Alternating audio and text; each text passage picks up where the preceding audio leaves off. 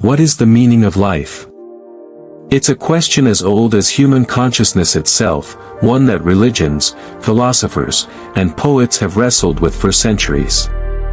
And yet, when Friedrich Nietzsche confronted it, he refused to offer the kind of simple answers that comfort the masses.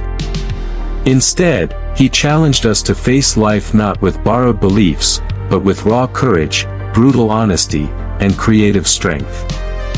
For Nietzsche, the meaning of life is not something we discover, it's something we create.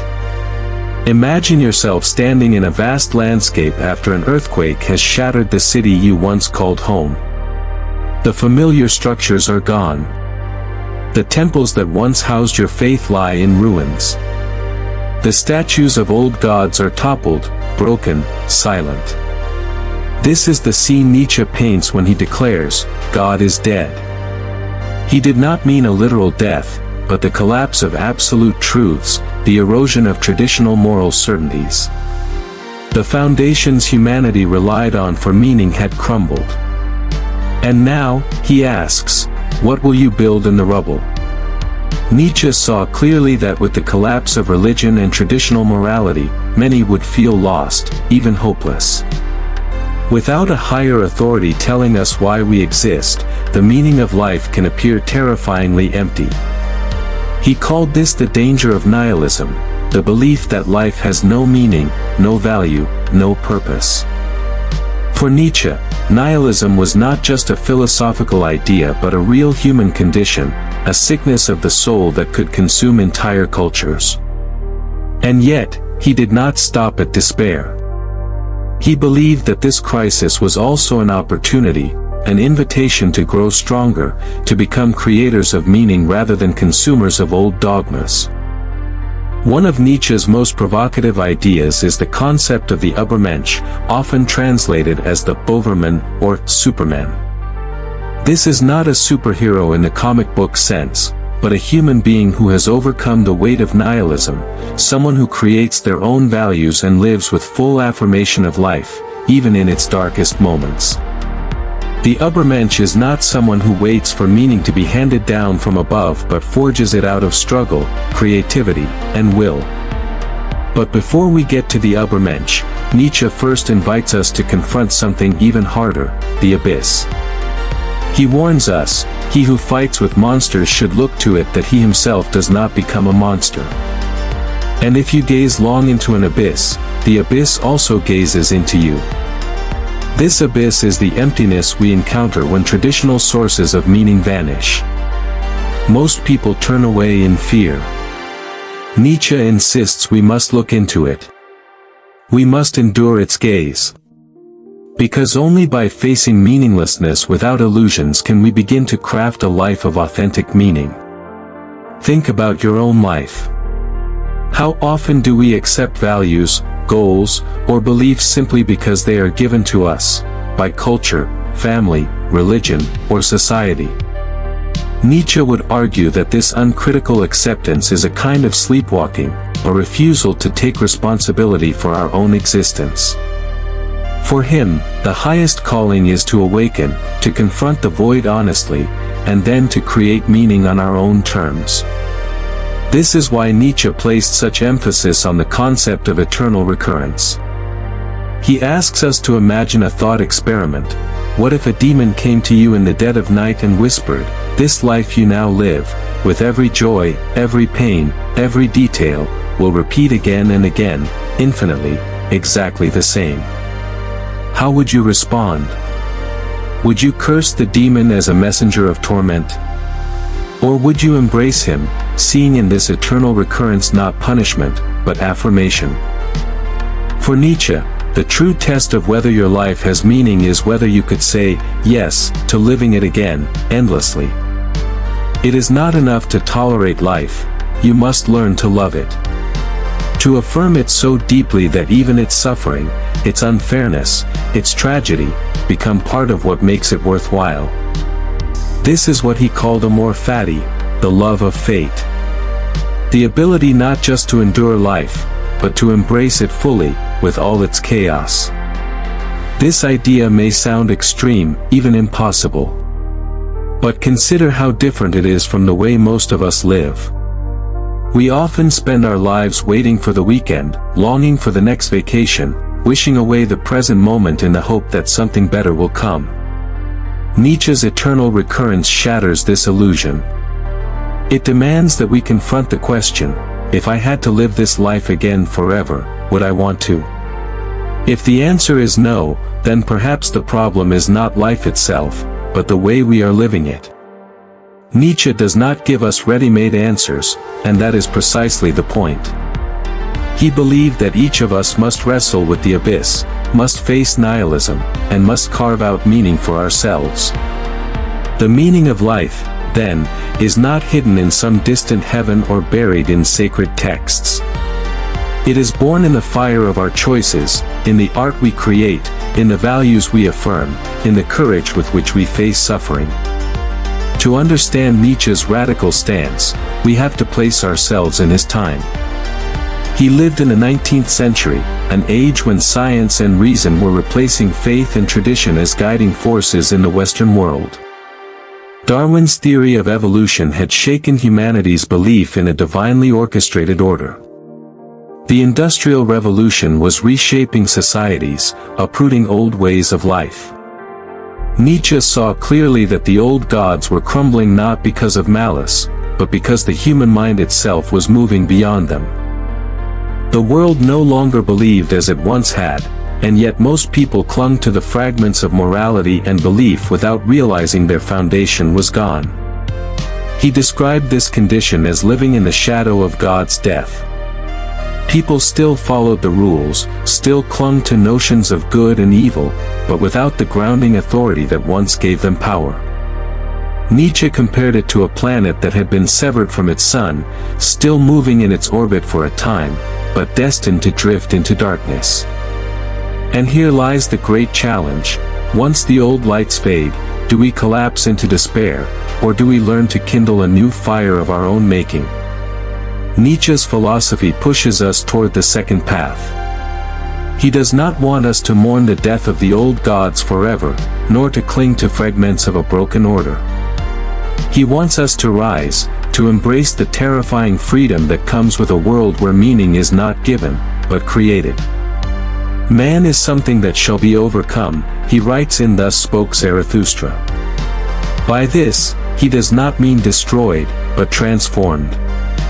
Humanity, in his eyes, is not the end point of evolution but a bridge, a crossing from the human we are today to the stronger, freer, more creative beings we could become.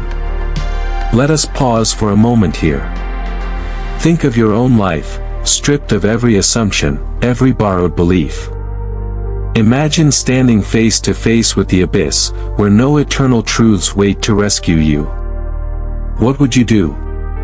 Would you collapse, paralyzed by meaninglessness? Or would you take up Nietzsche's challenge, to shape your life as a work of art, to forge your own values, to live with such intensity that you could embrace eternal recurrence without regret? The meaning of life, for Nietzsche, is not a static answer but a living process. It is the act of becoming. It is saying yes to existence not in spite of its pain, but through it. It is to dance on the edge of the abyss, to wrestle with monsters without becoming one, and to rise each day with the determination to create, affirm, and live as though your life itself were your greatest masterpiece. As we continue, we'll explore what Nietzsche's vision of life without preordained meaning really demands of us. We'll see how the shadow of nihilism can either paralyze us, or propel us into the most creative, courageous, and affirming way of living. If the beginning was about confronting the abyss, the raw emptiness left after the collapse of old certainties, then what follows is Nietzsche's invitation to rise beyond it. He does not want us to remain paralyzed in nihilism, staring forever into the void. He wants us to transform, to live not as passive inheritors of meaning but as creators of it. At the heart of this transformation is his vision of the Übermensch, often translated as the Overman or Superman.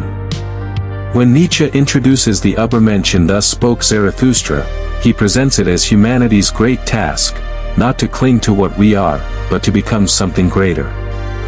Man, he writes, is a rope, tied between beast and overman, a rope over an abyss.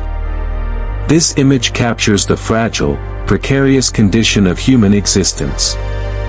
We are not static beings, fixed for eternity, but transitional creatures. The meaning of life, in Nietzsche's eyes, is not to stand still but to cross the rope, to take the terrifying risk of becoming something higher. But what does the Übermensch represent? It is not about physical power or domination. It is not about conquering others.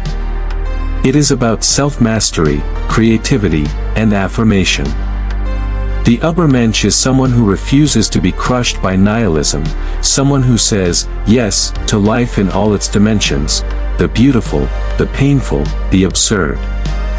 This is the human being who takes responsibility for shaping values rather than borrowing them from tradition. To see this more clearly, imagine two paths.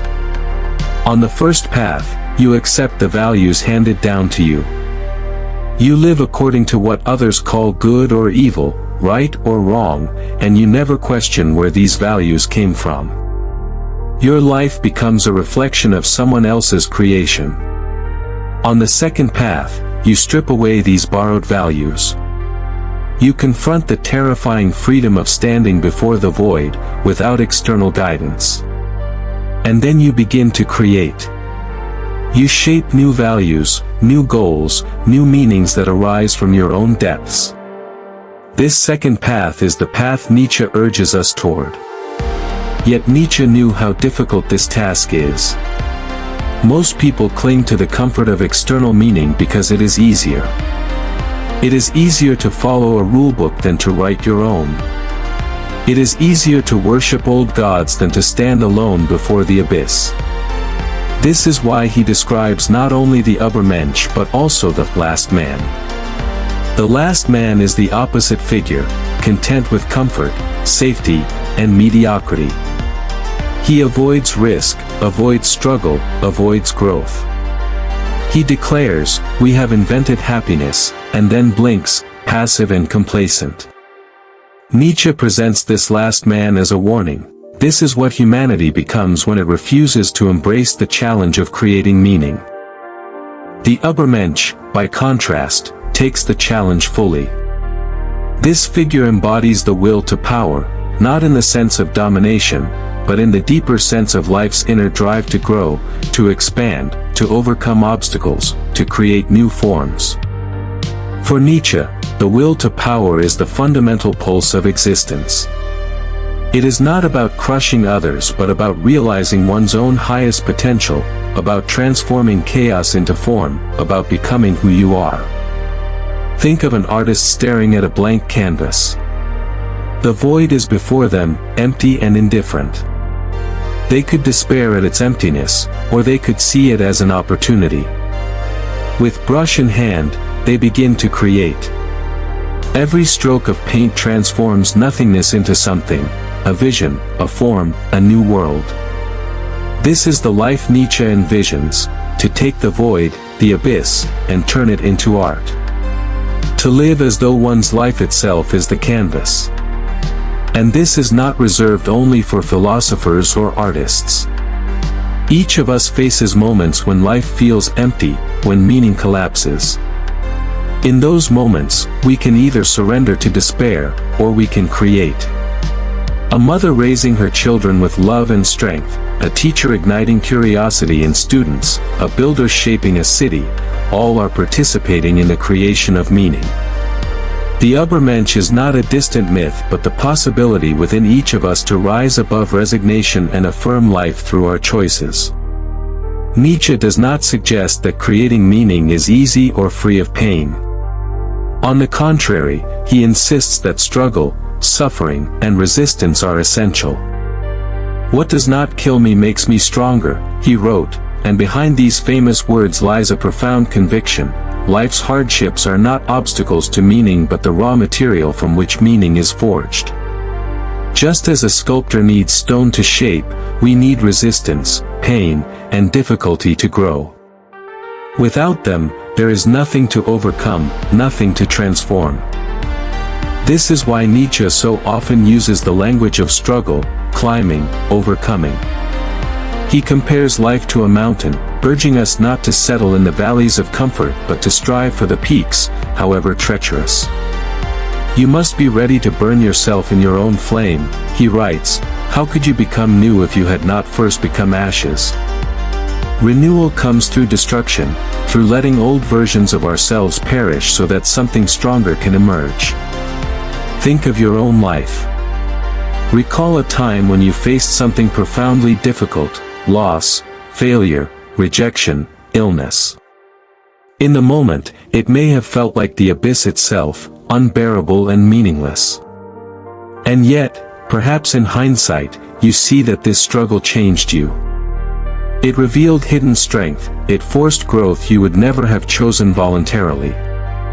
Nietzsche would say this is precisely how meaning is created, not by avoiding suffering but by embracing it, transforming it, and affirming life through it. This perspective leads us back to the concept of eternal recurrence. For Nietzsche, the ultimate test of the life-affirming human being is whether one can embrace existence so completely that even its suffering becomes part of its beauty.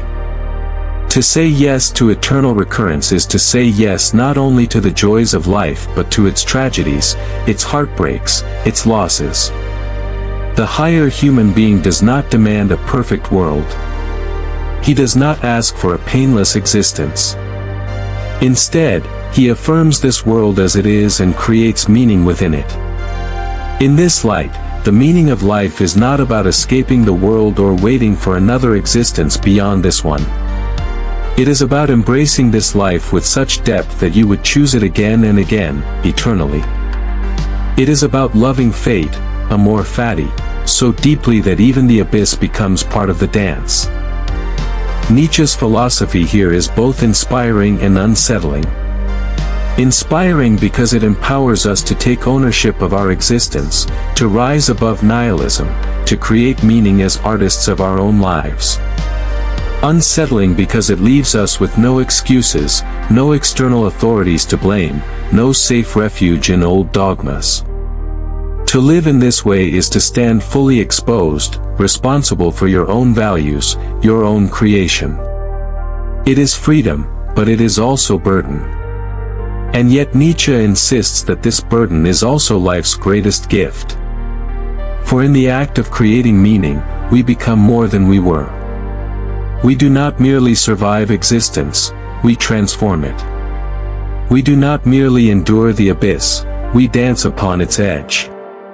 We do not merely ask, what is the meaning of life? We answer by living as though life itself were our greatest artwork. The challenge he leaves us is clear: refuse the path of the last man, content with comfort and mediocrity, and embrace the path of the Overman, who creates, overcomes, and affirms. Recognize that the meaning of life is not waiting to be found but waiting to be created. And in this act of creation, life itself becomes the highest form of art. If Nietzsche's vision of the Übermensch is about rising beyond nihilism by creating new values, then the question becomes, how do we live this philosophy in the texture of daily existence? Nietzsche was not a philosopher of ivory towers or abstract speculation. His ideas cut into the very marrow of life, demanding to be tested in action, in choices, in the way we endure suffering and embrace joy. And central to this lived philosophy is the idea of the will to power. The will to power is one of Nietzsche's most misunderstood concepts. Many think it is simply about domination, control, or conquest. But for Nietzsche, it is deeper than that. It is the fundamental drive of life itself, the impulse not just to survive, but to grow, to expand, to overcome, to express, to create. Every living thing embodies this force. The plant that bends toward the light, the artist who wrestles with form and color, the thinker who questions inherited truths, all are expressions of the will to power. It is life's inner energy, the spark that drives us not only to exist, but to become. Nietzsche believed that once traditional sources of meaning collapse, we must rely on this will to power as our guide. It is the creative energy within us that can transform chaos into form, despair into strength, and emptiness into creation. To live according to the will to power is to refuse stagnation, to resist complacency, and to continually strive for self-overcoming. It is the refusal to remain small when life calls us to grow. This is why Nietzsche so often admired artists, musicians, and poets. For them, life is not just endured but shaped. Think of Beethoven, composing symphonies even as he went deaf, pouring his struggle into sound that still moves us centuries later. That is the will to power at work, turning personal suffering into universal beauty. Or consider a builder who imagines a city where there was once only barren land. That act of creation is an expression of the same force. Nietzsche's insight is that we all carry this potential, not only in grand achievements but in the way we confront ordinary challenges and transform them into opportunities for growth. But here is the tension: the will to power is not always gentle. It is fierce, restless, unyielding. Nietzsche believed that to live fully is to embrace struggle, because life itself is struggle. He warned us against the temptation to seek only comfort, safety, and stability. Such desires lead to stagnation, to the life of the last man. Instead, he invites us to affirm life in its entirety, to welcome not only its pleasures but its difficulties. One must still have chaos in oneself to give birth to a dancing star, he wrote. The chaos we carry, the turmoil, the uncertainty, the pain, is not something to eliminate, but something to shape. Out of it, we can create light. In practical terms, this means looking at our struggles not as meaningless burdens but as material for growth. Think of the challenges you face right now. Perhaps it is uncertainty about your future, perhaps it is heartbreak, perhaps it is exhaustion from the pressures of daily life. Nietzsche's philosophy asks, can you see in these struggles not only suffering, but possibility? Can you harness them as fuel for transformation? This is the essence of the will to power. Nietzsche also ties this to the idea of self-overcoming. He believed that the greatest enemy we face is not the world outside but the inertia within ourselves, the temptation to stay comfortable, to cling to familiar patterns, to avoid risk. To live meaningfully is to continually overcome who we were yesterday. It is to look at ourselves honestly, to see the ways in which we are weak, complacent, or fearful, and then to rise above them. In this sense, every day presents the opportunity to live Nietzsche's philosophy. Every day we are confronted with the choice: do we repeat ourselves, or do we transform? But Nietzsche does not romanticize this process. He knew it was painful. To grow is to tear, to break, to rebuild. He once wrote, "The higher we soar, the smaller we appear to those who cannot fly." When we begin to transform, we may be misunderstood, criticized, even rejected by others. Society often resists those who challenge its norms, who dare to create new values rather than conform to old ones. Nietzsche himself was often dismissed, ridiculed, and even misinterpreted in his time. Yet he believed this resistance was part of the path. To live authentically, to create meaning, is to accept the loneliness of those who dare to walk their own way. And yet, Nietzsche also speaks of joy, of the possibility of living so fully that even suffering is transfigured into affirmation. He speaks of dancing as a metaphor for this kind of life. To dance is to embrace rhythm, to move with freedom, to affirm existence with the body as much as with the mind. He admired the Greek tragedians, who faced the darkest truths of existence, suffering, death, fate, and yet responded not with despair, but with art, with beauty, with drama that celebrated life even in its tragedy. For Nietzsche, the highest form of life is one that can dance on the edge of the abyss, fully aware of its darkness, yet radiant with affirmation. This is where his concept of amor fati, the love of fate, comes to life. To love fate is not merely to endure what happens, but to embrace it so completely that you would choose it again and again. It is not passive resignation but active affirmation. To say, this life, with all its hardship, its unfairness, its imperfection, is the life I embrace. This, too, is the will to power, the ability to take even suffering and claim it as one's own, to mold it into strength, to live as though every wound were also a source of creation. Perhaps the most radical element of Nietzsche's thought is that meaning does not exist out there, waiting to be discovered. It is not handed down by gods or written into the structure of the universe. It is created. And because it is created, it is fragile, it requires constant renewal. This is why Nietzsche places such weight on the act of living itself. Every choice, every action, every creation is a stroke of the brush on the canvas of existence. To live authentically is to recognize that you are the artist, that life is your medium, that the abyss is not a sentence of despair but a space of infinite possibility. This vision is both liberating and terrifying.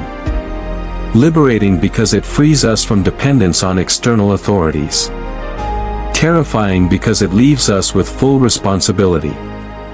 There is no manual, no ready-made path, no certainty. There is only the rope stretched over the abyss, and the courage it takes to walk it. Nietzsche's philosophy calls for a life lived with boldness.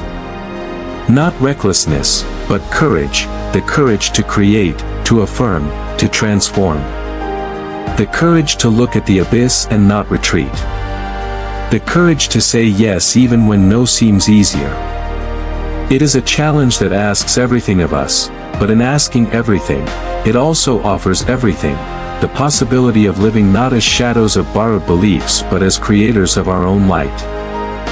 And so, the meaning of life, in Nietzsche's vision, is not given, it is lived. It is lived in the will to power, in the daily act of creation, in the transformation of suffering into strength, in the affirmation of existence as a work of art. To live in this way is not to escape the abyss but to dance upon it, to say yes to it, to make of it something radiant. If we follow Nietzsche to the edge of the abyss, one question remains: how do we truly embrace this life so fully that even its darkest moments are affirmed? This is where his most provocative and haunting idea comes into play, the thought experiment of eternal recurrence.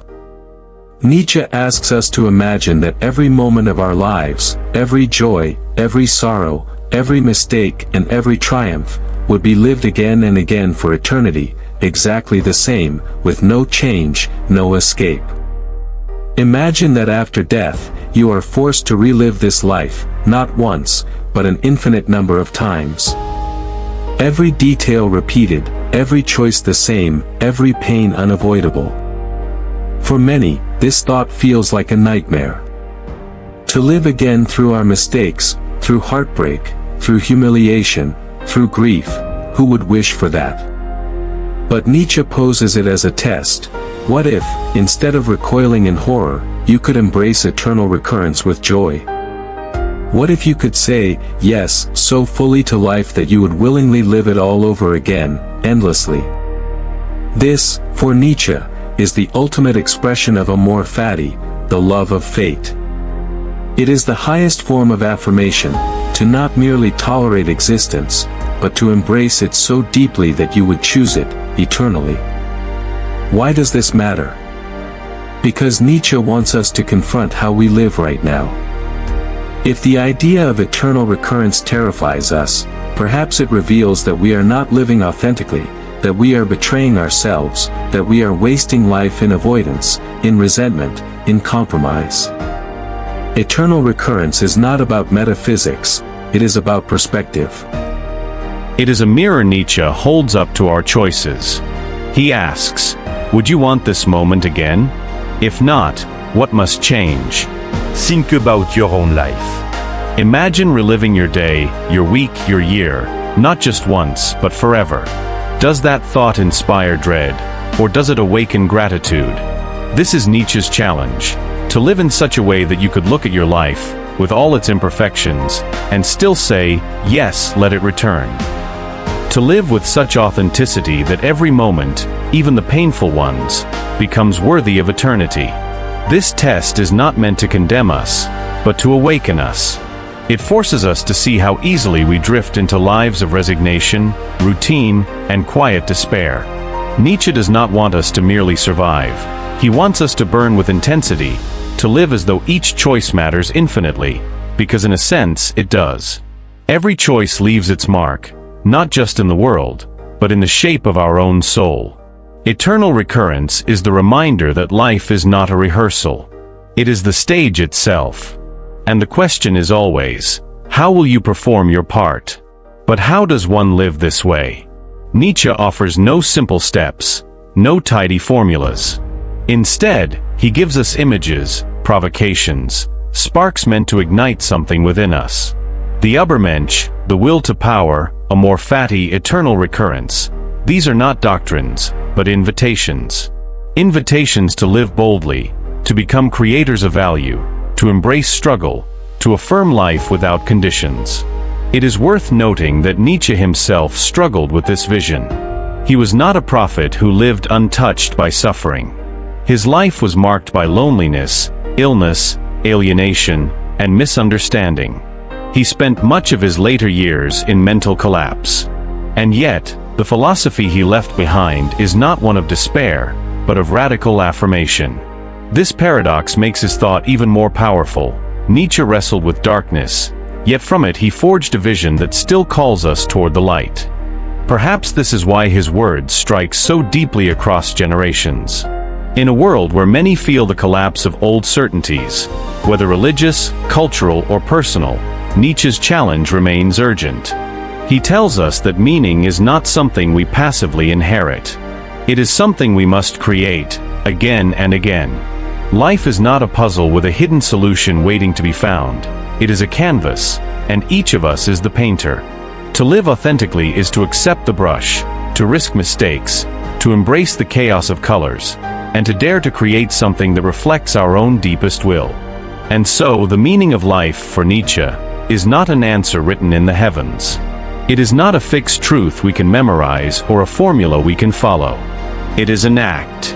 It is the courage to face the abyss, the strength to overcome ourselves, the creativity to craft new values, and the love of faith that says yes to existence in all its contradictions. To live this way requires a shift in perspective. Instead of asking, what is the meaning of life? A question that seeks something outside ourselves, we are invited to ask, how can I give meaning to my life? This subtle change transforms everything. It turns us from seekers into creators, from passive recipients of meaning into active authors of it. It reminds us that the weight of responsibility and the power of creation lie in the same hands, our own. Living in this way also reshapes our relationship with time. So often, we live in postponement, waiting for the future to justify the present. Nietzsche's philosophy challenges us to reverse this, to live each moment as though it were already justified, as though each breath carries eternity within it. To treat life not as a path to somewhere else, but as the destination itself.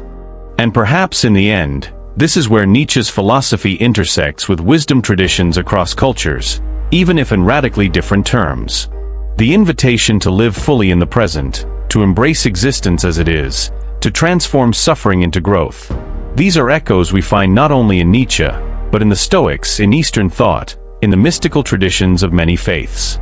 Nietzsche's voice, however, is distinctive in its raw intensity, in its refusal to soften the harshness of existence, in its insistence that even in the absence of ultimate meaning, we can create something worth affirming. This is why Nietzsche's thought continues to resonate today. In an age of uncertainty, when many feel the ground shifting beneath them, his philosophy offers neither comfort nor certainty, but it offers something perhaps more valuable, the challenge to live authentically, courageously, creatively. To take responsibility for one's existence.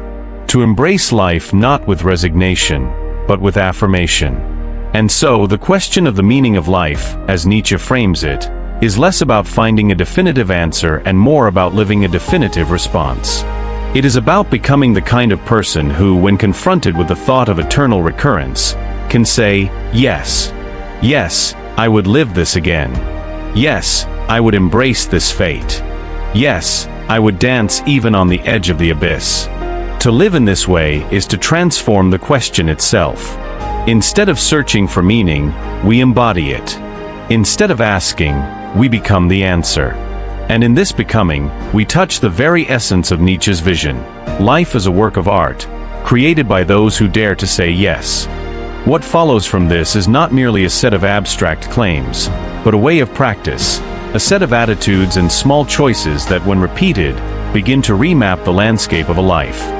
First, begin by attending to the small decisions you make every day. Nietzsche's demand is radical, but its practice can start quietly. The refusal to choose convenience over depth, the refusal to select the easy pleasure that numbs you rather than the hard task that transforms you. Choose the work that stretches you. Choose the conversation that unsettles and enlarges you. Choose the discipline that refines your character rather than merely polishing your reputation. Second, learn to welcome your inner contradictions. Nietzsche teaches that the self is not a tidy thing. It is a multiplicity, a chorus of voices, some noble, some petty, some fierce, some fearful. To create values is not to deny this complexity, but to integrate it. That means allowing the darker parts of yourself to be seen and then transmuted, not indulged. It means using honesty as a sculptor uses a chisel, to remove what is false and reveal what is possible beneath. When you accept your contradictions, you stop being divided against yourself and begin to gather the materials you need to become whole. Third, cultivate courage as a daily discipline. Courage for Nietzsche is not the absence of fear, but the persistence in the face of it. The courage to speak a truth that might cost you comfort. The courage to end a relationship that feeds complacency. The courage to create when failure is possible. Each act of small courage is a vote cast for the life you would choose in the face of eternal recurrence. Over time, these votes add up. They form a character that could genuinely say yes to itself. Fourth, practice créative endurance. Nietzsche's ideal is not a single heroic act, but a lifetime of faithful transformation. Like the artist who returns to the canvas day after day, you must cultivate patience with your own becoming. This means tolerating slow progress, welcoming imperfect attempts, and learning to find meaning in the repetition itself. The will to power is patient. It is the long, steady push of life toward expression. It is a discipline of return. Return to the work, return to the practice, return to the values you're forging. Fifth, embrace responsible solitude. Nietzsche prizes solitude not as withdrawal, but as preparation. In solitude we testor valu ewe from the applause and the herd. Solitude allows the voice of the self to speak without being drowned by social echoes. But beware the trap of self-centered isolation. Nietzsche's solitude is meant to strengthen the capacity to return to others with integrity, not to retreat into arrogance. Use solitude to refine what you will offer the world, and then offer it. Sixth, develop a stern kindness. Nietzsche is often misread as cold. The truth is more complicated. His call for strength is also a call for a generosity born of strength, the ability to help others become strong, to refuse to coddle weakness that seeks comfort at the cost of growth. Stern kindness looks like honest feedback that prompts growth, like boundaries that protect another's capacity to struggle and learn, like love that expects the beloved to become more than they are. Seventh, hold responsibility as a form of joy. If meaning is created, then responsibility for that creation is both burden and liberation. Own your choices. See them as the raw materials of your life's art. When you stop blaming external forces for your state, you reclaim the possibility to change it. This ownership is liberating because it places agency back where it belongs, in your hands. Eighth, study examples of lives that have embraced difficulty and turned it into creation. Read poets, thinkers, and innovators who refused consolation in favor of craft. Study biographies not for veneration but for practical pattern, how they met opposition, where they found resources, what habits sustained them. These studies are not blueprints but catalysts. They remind you that the path is humanly possible. Finally, balance Nietzsche's radical affirmation with humility. To create values in a world of many equals does not mean imposing them as absolute commands on others. It means living them fiercely and inviting by example. The Übermensch is not a tyrant. He is an artist whose life radiates a standard others may choose to follow or not. Let your life be the argument. If you take Nietzsche seriously, you do not leave the world cold. You enter it more fully alive. You will make mistakes. You will be misunderstood. You will endure losses that sting. But there is a dignity in this trial, a dignity that comes from refusing to live small, from committing to the hard work of becoming, and from saying yes even when the abyss looks back. And now, a quiet invitation. Test one small corner of this philosophy in your life this week. Choose a small habit that edges you toward creation rather than comfort. Stand with the discomfort for a while. Watch how the pattern changes the shape of your days. If you find the courage to say yes to that practice again and again, you'll be surprised to find how quickly the world inside you begins to shift. Thank you for walking this difficult and beautiful path with me. If this reflection helped you see life in a different light, subscribe to The Thinking Path for weekly reflections that push, calm, and sharpen the way you experience the world. Share your thoughts below. What part of Nietzsche's challenge scares you, and which part excites you? I'll pin the most thoughtful reply so our community can reflect together. And if you'd like to dive deeper, click the video on screen for more philosophical practice. Until then, keep creating, and say yes to the life you are living.